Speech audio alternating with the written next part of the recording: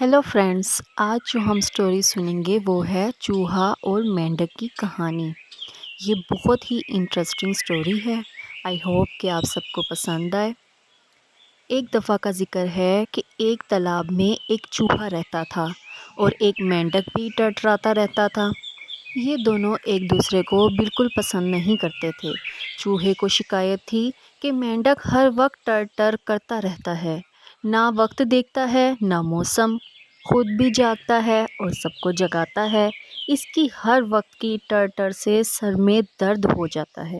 मेंढक कहता है कि ये चूहा चैन से नहीं बैठता, इसका तो काम बस घूमते रहना है। जब देखो सर हिलाता घूमता रहता है और पानी में हर वक्त छप छप करके शोर मचाता है। पहले तो ये दोनों आगे पीछे ये बातें करते रहते थे, फिर दोनों जब आमने सामने होते तो एक दूसरे को बुरा भला कहते और आपस में इतनी लड़ाई करते कि सारे जानवर जमा हो जाते, मगर इनकी लड़ाई जारी रहती।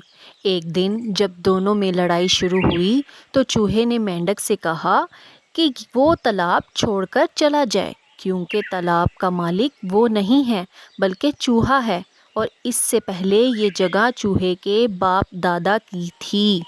मेंढक ने कहा कि ये बात दुरुस्त नहीं है, इस जगह के मालिक इसके बाप दादा थे और चूहे को चाहिए कि वो किसी और जगह जाकर रहे।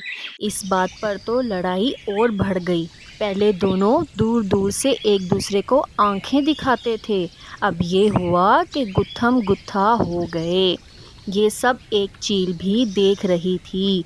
वो बहुत दिनों से इन दोनों की ताक में थी, मगर ये दोनों छुप जाया करते थे और चील के हाथ ना आते थे। अब ये लड़ने में चील को भूल गए थे। एक दूसरे की दुश्मनी में अपनी दुश्मन चील को भुला बैठे थे।